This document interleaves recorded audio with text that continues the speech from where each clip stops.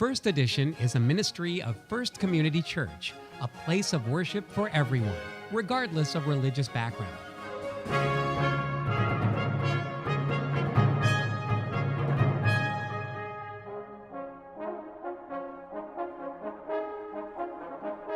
Join us to enhance your spiritual journey and share in God's love and grace. And now, First Edition. Good morning. Welcome to First Edition, the television ministry of First Community Church. My name is Glenn Miles. I'm the senior minister here in this amazing congregation, and we are thrilled that you have joined us on this day for worship. And we want you to know, no matter who you are, where you're from, where you may be going, what you believe or don't believe, you are welcomed and accepted here in this congregation as you are. Today I'm beginning a new sermon series titled, How to Dress for the End of the World. I've noticed in my ministry over the years that whenever there's conflict in the Middle East, as is happening right now, the interest in the end of the world and when is Jesus going to come back and those kinds of questions are asked much more often. We're going to address those a little bit in the sermon today and also address the idea that God's love is great enough to take care of all of us. I'm looking forward to sharing this sermon with you. Now let's worship together.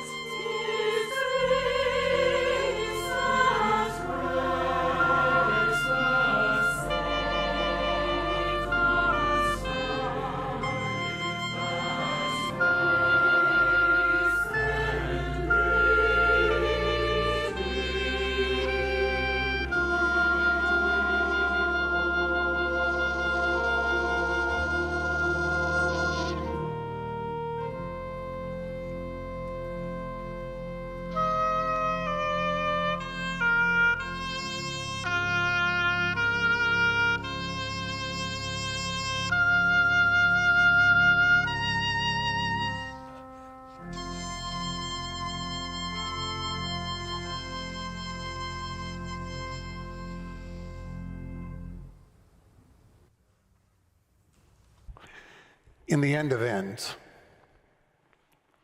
when the story of earth is finally told, all that will be remembered will be the truth we've shared, the vulnerability we've experienced, and the love and care that we've dared to risk to give to another human being. In the end of ends, in the final days of the earth, when the earth story is finally told, all that will remain is the truth and the vulnerable experiences and the love and care we've dared to give to another human being. Those are the words of Donald Miller from his book, Scary Close. He goes on to say that our anxieties and insecurities will fade and flicker away like a television being turned off. All that remains is the truth, the vulnerable relationships, and the love that we've shared. We don't have to wait until the end of the world to experience this truth. We don't have to wait until the end of our own lives. We can discover it through the spiritual way that we live. I believe that all of us are spiritual beings to one degree or another, regardless of what you believe or don't believe. And our spirituality can often reveal deep truths to us. Do you know how you evaluate someone's spirituality, by the way? You don't evaluate it by their ability to spontaneously pray over the family meal. It's not a bad thing, but that's not how you evaluate them. You don't evaluate them by their ability to describe the great mysteries of theology and philosophy and bring it all into simple and clear understanding. A nice skill to have, but you can't define their spirituality in that way. Nor do you rate someone or evaluate someone's spirituality by their ability to stand in front of a group of people and deliver a sermon. No, no, no, and no. You define someone's spirituality by the words that are spoken when that one's being laid to rest for the final time. We begin to understand that person's spirituality when in the eulogy, when the words that are spoken as we gather at their graveside or as we stand next to the niche where their ashes will be placed. That's the moment we understand and learn about their lives. It's what David Brooks calls the difference between two eras in our life. The early era of our life is resume building, when we're trying to earn degrees and get the right job, make enough money, achieve some awards and such. Nothing wrong with those things, but somewhere along the way we suddenly shift and we realize that we want to build our eulogy. We spend the early days building our resume. The second half of our life is building our eulogy. I first discovered this truth in a book called Youth and the Future of the Church. It was written by Michael Warren. I read it in the summer just before I began to attend seminary, nearly 40 years ago. I bought the book thinking it would be full of ideas and lessons for youth ministry. I was going to be working as a youth worker while I was in seminary at a church in Tennessee. But it was anything but that.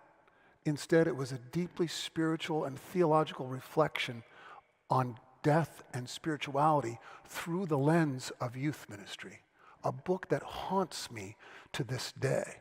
It seemed unusual when I first read it that he would focus so much on spirituality and death in a book about youth ministry, but I've discovered since then that the two groups in the church that pay the most attention to death are, you can guess the first one, older adults and teenagers. Death has a way of sharpening the point, doesn't it? Death has a way of getting our attention about what matters the most in life. But what we want to focus on the most and understand at a clearer and deeper level. I've seen the truth of this idea from Michael Warren's book, from David Brooks's column on how the eulogy speaks to the spirituality of the person that's being laid to rest. During the last few weeks, I've been involved in a number of memorial services. Some I've led, some I've participated in. I'm thinking of one in particular today. It was a woman who had lived well into her 90s.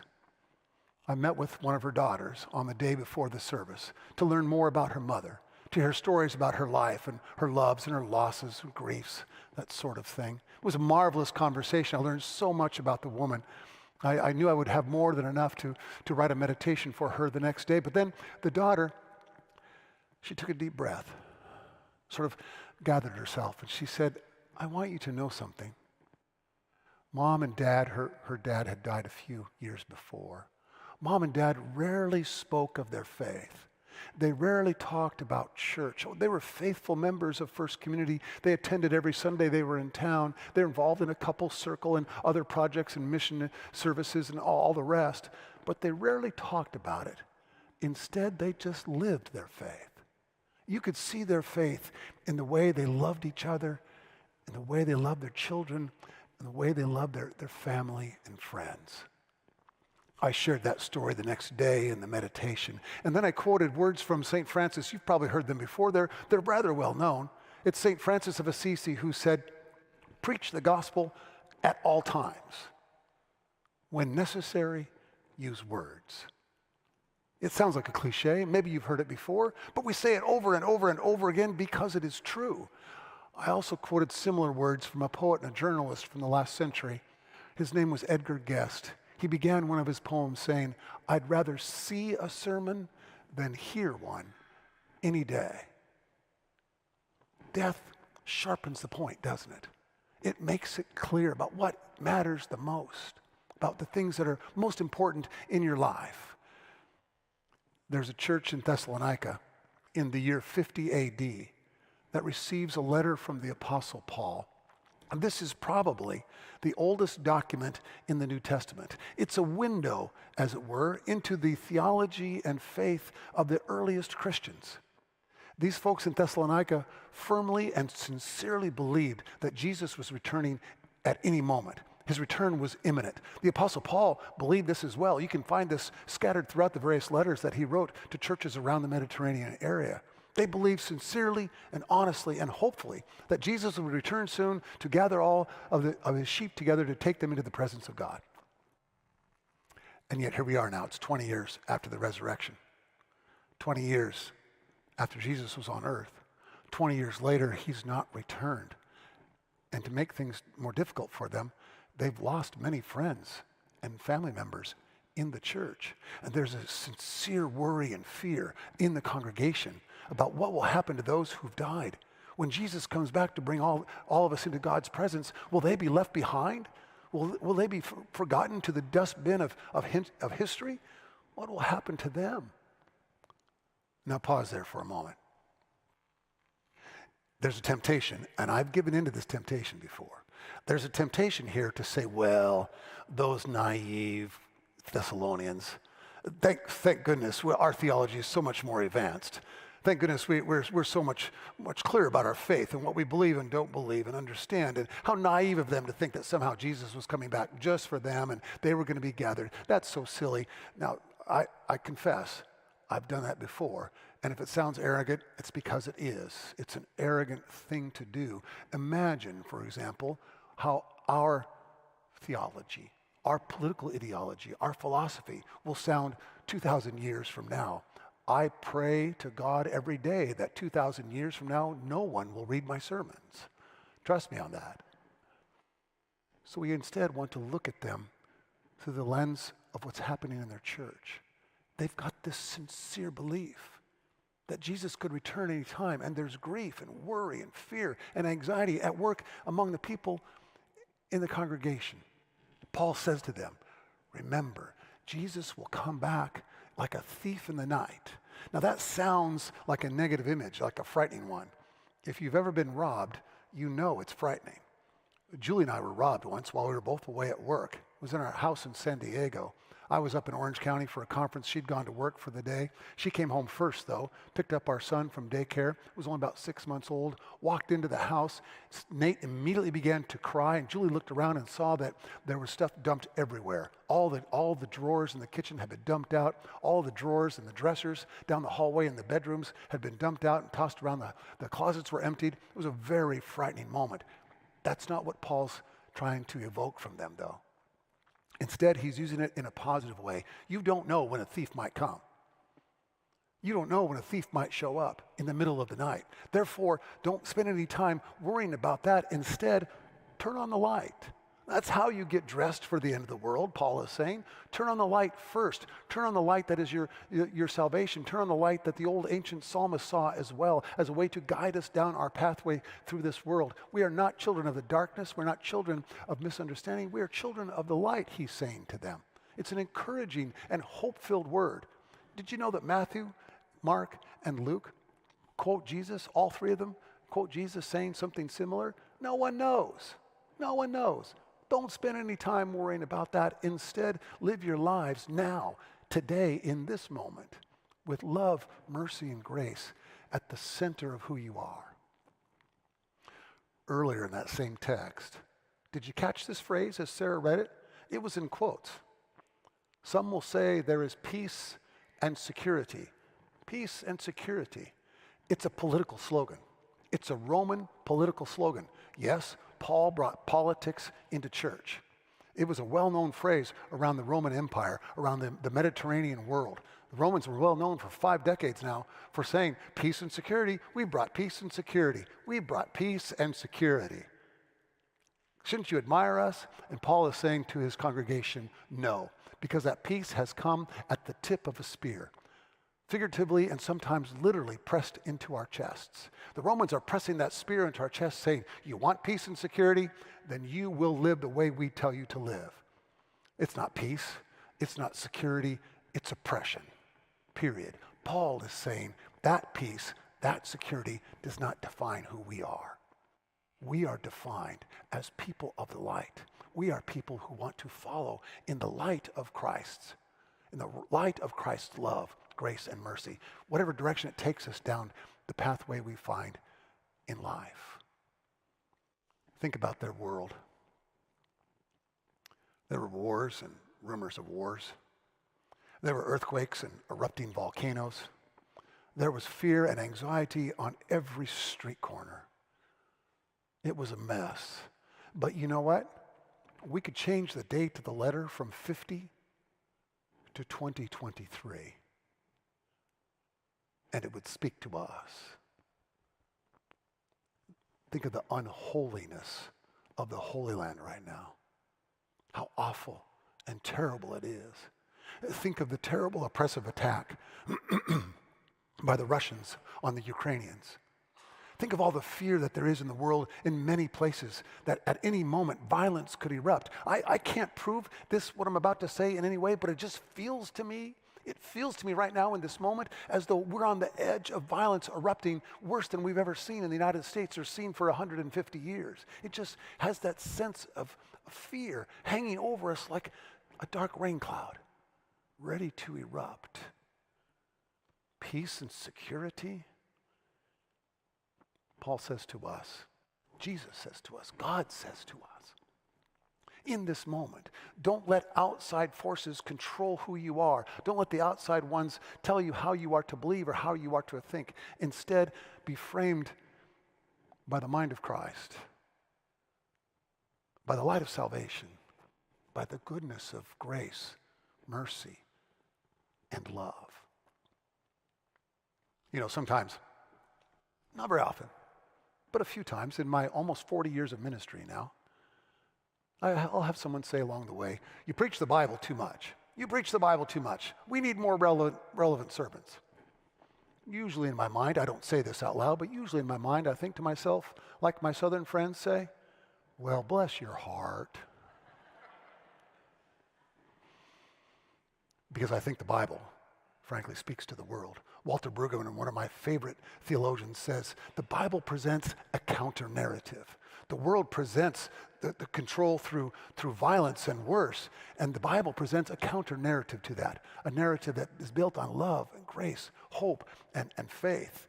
We sometimes think we have to think, we see the world through this military-industrial complex, or we see the world through all-consuming consumerism. Instead, Paul invites us to consider the world in a much different way, to not let the voices of hatred control who we are.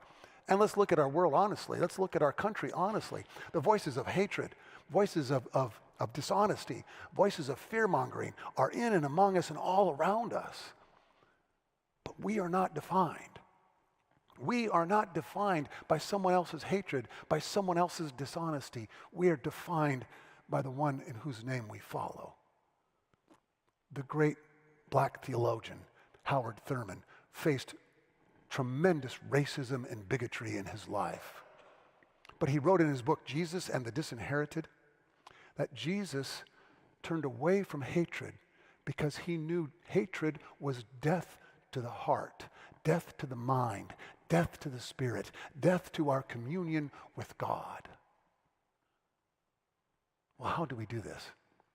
How do we turn away from those things and allow Jesus' way to be our way? Well, I think we need to reframe it. We need to reframe how we approach the world. I read about that this week in Edwin Friedman's book. Friedman is a brilliant rabbi and psychiatrist. He tells a story of a young mother who was very frustrated with her children.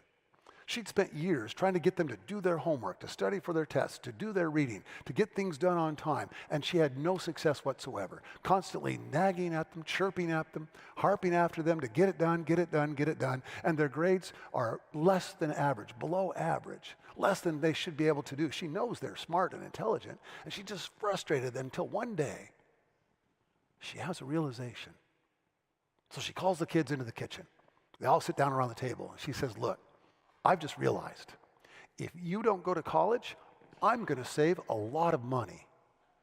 So from now on, I'm no longer going to harp at you or chirp at you or nag at you to get your work done, to study for your tests, or to do your reading. No more. In fact, if I say anything to you about your schoolwork, you can find me $1.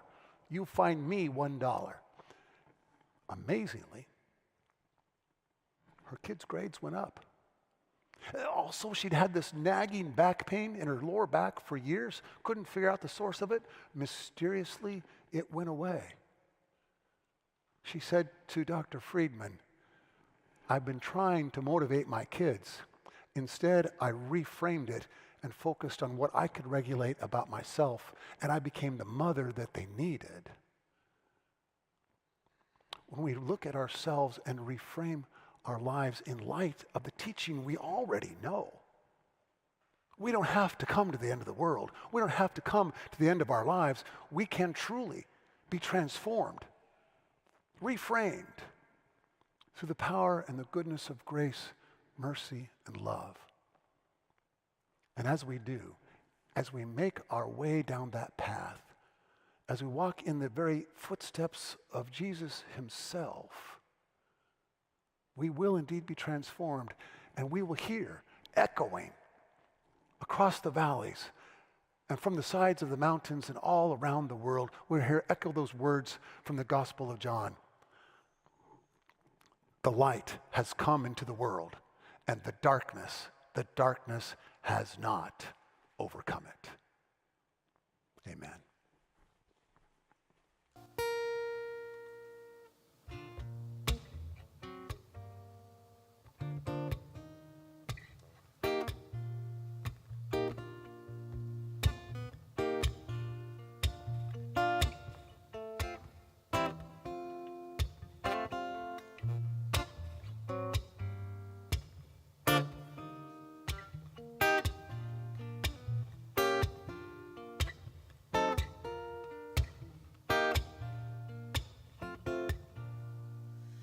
Oh, I wish I knew how it would feel to be free. I wish I could break all the chains holding me. I wish I could say all the things I should say. Say 'em loud, say 'em clear for the whole round world to hear. I wish I could share all the love in my heart. Remove all the bars that keep us apart. Oh, I wish you could know what it means to be me. Then you'd see and agree that everyone should be free.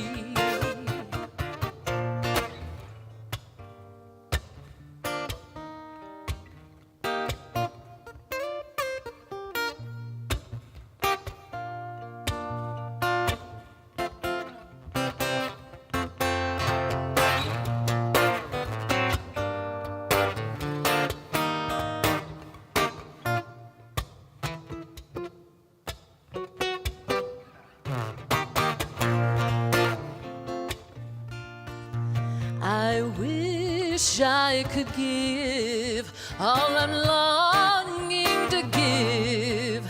I wish I could live like I'm longing to live. Oh, I wish I could do all the things that I can do. And though I'm way overdue, I'd be starting anew. Well, I wish I could be like a bird in the sky. How sweet it would be if I found I could fly. Oh, I'd soar to the sun and look down to the sea. Then I'd sing 'cause I know. Then I'd sing 'cause I know. Oh, then I'd sing 'cause I know. Oh, I know how it feels. Oh, I know just how it feels. Oh, I know how it feels. How it feels to be